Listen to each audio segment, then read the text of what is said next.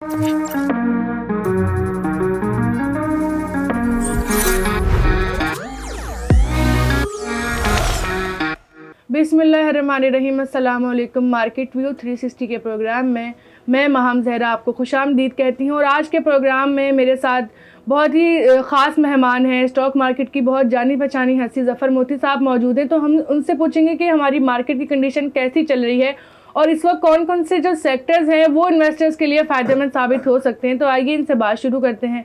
अस्सलाम वालेकुम सर, कैसे हैं आप? बिल्कुल ठीक है सर, अभी बताएं अभी मार्केट की क्या कंडीशन चल रही है? करंट कंडीशन मार्केट की क्या नेगेटिव है या पॉजिटिव है? देखिए, नेगेटिव चल रही है और स्लोली लोगों को नज़र आ रहा है कि 46,200 पर सेलिंग प्रेशर आ जाता है।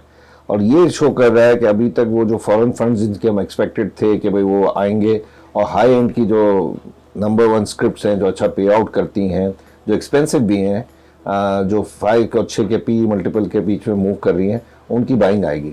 लेकिन नज़र ये आ रहा है कि डिमांड जो है वो कम है और अच्छे अच्छे स्क्रिप्टों की सप्लाई साइड ज़्यादा है, सेलर ज़्यादा है, तो वो वहीं रुक जाती है।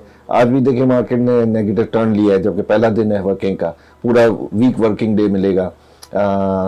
और डॉलर रुपये की पैरिटी में भी खबर अच्छी आई है कि डॉलर वीक हुआ है और पाकिस्तानी रुपये स्ट्रॉन्ग हुई है। ब्रेंट ऑयल का दोबारा अब 86 का जा रहा है, तो ये लगता है कि ऑयल के प्राइसेस दोबारा बढ़ाएंगे, ये नेगेटिव खबर है।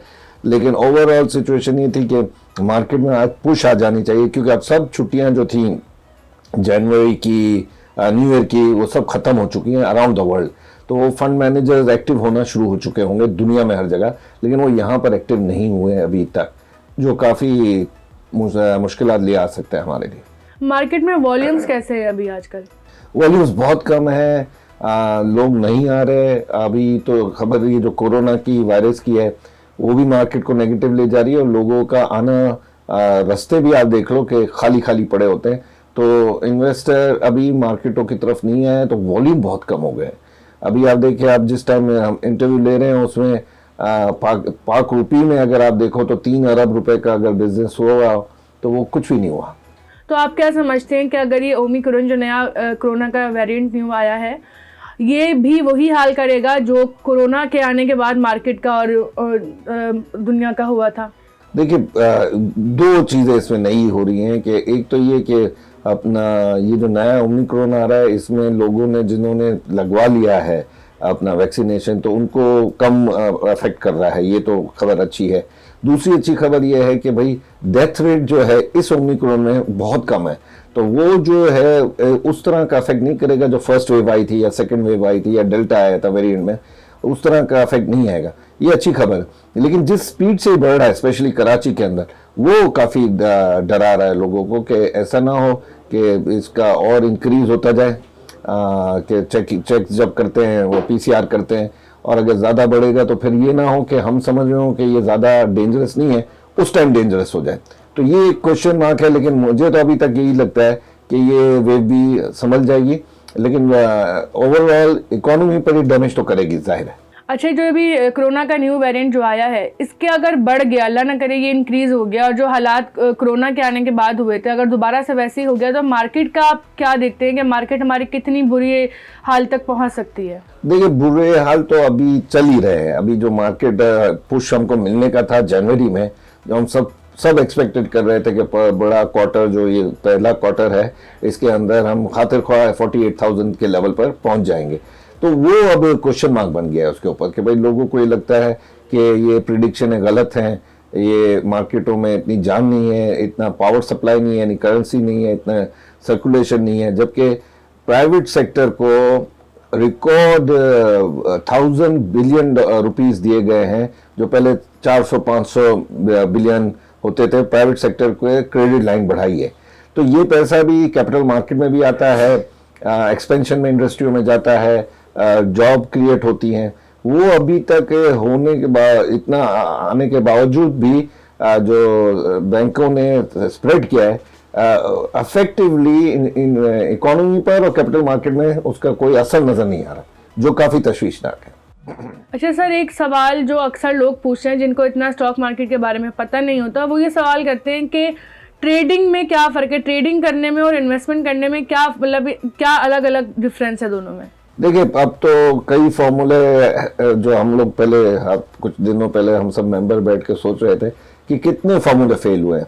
पहले हम लोग कहते थे कि भाई ट्रेडिंग खतरनाक है, जो इन्वेस्टमेंट है वो सुकून दे देती है। लेकिन अब जो हम यूटिलिटी शेयरों के भाव देखते हैं तो वो इन्वेस्टर जिन्होंने इन्वेस्टमेंट की हुई थी, अच्छे शेयर जो उस टाइम के टॉप के शेयर थे, उनको भी बड़ा झटका लगा। और वो इन्वेस्टमेंट का भी कॉन्सेप्ट ये कि कंटिन्यूस इन्वेस्टमेंट भी अच्छा नहीं, इससे अच्छा तो ये कि आप एग्जिट कर जाओ, लेकर ट्रेडिंग करके एग्जिट करते रहो मार्केट से। तो वो भी अगर ज्यादा कर रहे हैं तो उसका भी नुकसान आ जाता है। तो ये इसका कोई फॉर्मूला नहीं है कि कौन सा इफेक्टिव है, लेकिन अभी भी 70-80% लोग जो है वो इन्वेस्टमेंट को ज्यादा अच्छा समझते हैं। लेकिन स्टॉक मार्केट में अगर देखा जाए तो ट्रेडिंग ज्यादा होती है, जो पुराने इन्वेस्टमेंट फंड मैनेजर्स हैं वो इन्वेस्टमेंट करना चाह रहे होते हैं और वो अच्छी बात है। और जो इंडिविजुअल क्लाइंट्स हैं, स्मॉल और बिग दोनों साइड पर, वो ट्रेडिंग करना चाहते हैं। ये दोनों आंसर मार्केटों के लिए जरूरी हैं। यही मैं कई मरतबा रेगुलेटर्स को, SCCP को, कि आप स्पेक्यूलेटर हटा नहीं सकते। दुनिया की सब मार्केट है स्पेक्यूलेटर संभालता है। कई सालों पहले उन्होंने शॉर्ट सेल बंद कर दिया था। शॉर्ट सेल जब था तो वो मार्केट को स्टेबल कर देता था, क्योंकि जैसे ही शॉर्ट किसी ने किया है थोड़ी देर में वो वापस डर के मारे कि भाई कहीं मार्केट बढ़ ना जाए, वो वापस खरीदना आता था, तो स्टेबल कर देता था। अब शॉर्ट सेल दुनिया में शायद पाकिस्तान एक ही मुल्क है जहां शॉर्ट सेल अलाउ नहीं है, बाकी हर जगह है। और फ्यूचर के ट्रेड बंद कर दिए गए। अब बड़ी मुश्किल से आया, लेकिन उसमें डेप्थ नहीं आ रही। आप देखें कि जब आखिरी दिन होते हैं महीने के, जब फ्यूचर का सुलटाना होता है, यानी सेटल डाउन करना होता है, अगले महीने जाना होता है, तो उसमें फ्लक्चुएशन कितनी ज्यादा होती है। तो ये सब देखते हुए एक फॉर्मूला, एक स्टेप पर इन्हिसार नहीं किया जा सकता। अच्छा, नए आने वाले लोग भी जो होते हैं वो ज्यादातर जो है ना वो ट्रेडिंग की तरफ क्यों जो है ना मुतवज्जा हो जाते हैं? इसलिए कि ट्रेडिंग में ज्यादा रकम नहीं लगती है, इन्वेस्टमेंट में बहुत ज्यादा रकम लग जाती है।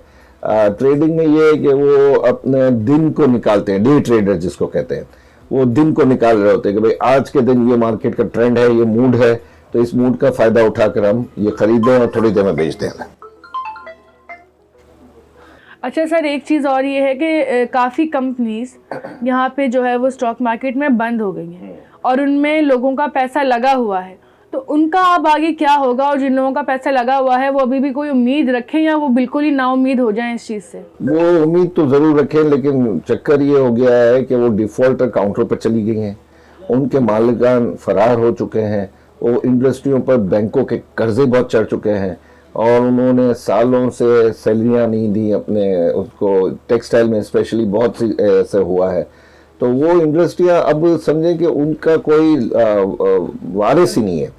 अगर वो प्रॉपर्टीज को कोई टेक ओवर करे और वो प्रॉपर्टीज को बैंक से निकलवाए और फिर बैंक के कहने, क्योंकि आजकल वो प्रॉपर्टीज सोना बन गई हैं, तो वो जो प्रॉपर्टीज है साइट के एरिया में और वो जो है वो टेक्सटाइल को अगर वो रुजू करे बैंक वाले जिनके पास प्रॉपर्टीज जमा हो चुकी हैं, प्लेज हो चुकी हैं, तो वो अगर करें तो फिर उसकी वजह से अगर वो बिकती हैं प्रॉपर्टीज तो बैंक को भी कुछ बच जाएगा और स्मॉल शेयर होल्डर को भी बच जाएगा, नहीं तो नहीं।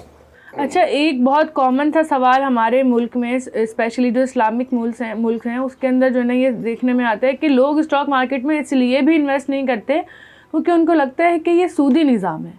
तो इसकी क्या क्लैरिफिकेशन होगी? मैं उसके ऊपर काफ़ी रिसर्च कर चुका हूँ और ये सूदी निज़ाम से दूर है, क्योंकि रिस्क वाला बिजनेस है। कितनी कंपनियां ऐसी हैं जो बैंकों से भी काम नहीं करती हैं उतने सूद से। अब ये है कि आप सूदी निज़ाम तो वो होता है जहाँ फिक्स आप कर रहे हो, सेविंग सर्टिफिकेट ले रहे हो, डिफेंस सेविंग सर्टिफिकेट ले रहे हो, वो सूदी है ना कि उसका फिक्स है। यहाँ क्या फिक्स है? अभी आपने अपने जितने क्वेश्चन पूछे हैं उससे सबसे बड़ा आपका जो डर है यही है ना कि कहीं नुकसान ना हो जाए। तो सूद के निज़ाम में नुकसान का तो कॉन्सेप्ट है ही नहीं, नुकसान का तो कॉन्सेप्ट रिस्क वाले बिजनेस में है ना जो इस्लामिक है। तो अब उसके बाद जो आपको सूदी का है वो ये है कि आप इतनी ही पैसे लगाए जिसमें आपको किसी बैंक से क्रेडिट लाइन ना लेनी पड़े। सही। अगर नहीं लेंगे तो वो कहां से सूदी हो गया? बाकी अगर आप ले रहे हो और उसको बुरा नहीं समझ रहे तो फिर वो सूदी निजाम मिक्स साथ साथ चल रहा है। सही बात है, अलग नहीं है। लेकिन यहाँ पर कई लोग तो ये कॉन्सेप्ट लेकर आए हुए हैं कि भाई इस्लामिक बैंकिंग से कर लो तो सूद नहीं है, उधर भी यहाँ तो चल रहा है। सही। जब आपका वो नफा दे रहे हैं फिक्स नफा दे रहे तो सूद ही हुआ। और एक क्या ये भी बहुत बड़ी वजह है कि यहाँ पे जो है ना लोग जो बहुत ज़्यादा इस्लाम को फॉलो करते हैं, बहुत ज़्यादा कि नहीं सूद नहीं, इस तरह के वो स्टॉक मार्केट का रुख ही नहीं करते, गलत और यही करते हैं। रीज़न है कि वो बोलते हैं कि ये सूद है, ये सूद ही नहीं, ये निजाम है। बिल्कुल गलत है, क्योंकि आपका सूद में तो कॉन्सेप्ट नुकसान का है ही नहीं। आप लाख रुपए जमा कराओ कहीं पर, एक एग्जांपल दे रहा हूँ, 1000 रुपए आपको दे रहा है महीने के, ठीक है, तो वो 1000 रुपए फिक्स दे रहा है, तो वो क्या हो, सूद है। सही।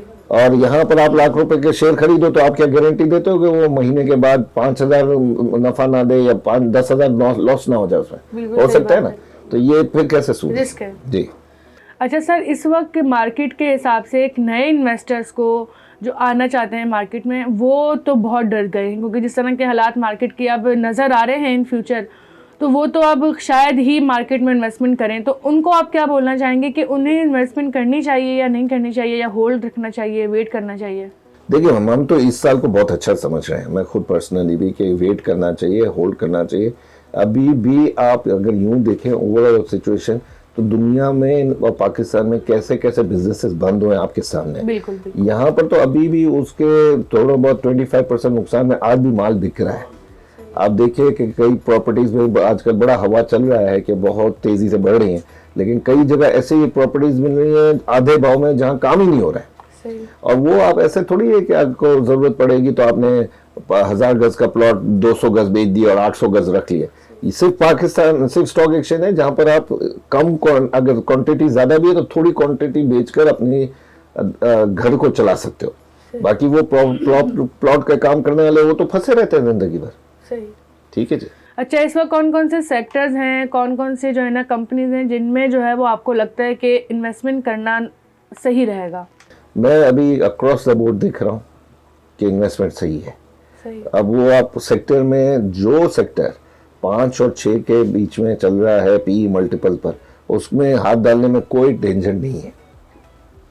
Thank you so much sir, बहुत अच्छा लगा आपसे बात करके। उम्मीद करती हूँ कि आपको भी आज की वीडियो से बहुत सारी चीज़ें जो है वो समझ आई होंगी, और आपका काफ़ी हद तक जो है वो माइंड क्लियर हो गया होगा बहुत सारी बातों से। जैसे कि सबसे बेसिक पॉइंट हमारा जो सूदी निज़ाम वाला है वो सर ने क्लियर कर दिया कि यहाँ पे ऐसा नहीं है, सूदी निज़ाम किस सूरत में बनता है ये भी आपको सर ने बता दिया। तो इंशाल्लाह आपसे फिर मुलाकात होगी एक नए प्रोग्राम के साथ। तब तक के लिए मुझे इजाज़त दीजिए। अल्लाह हाफिज़।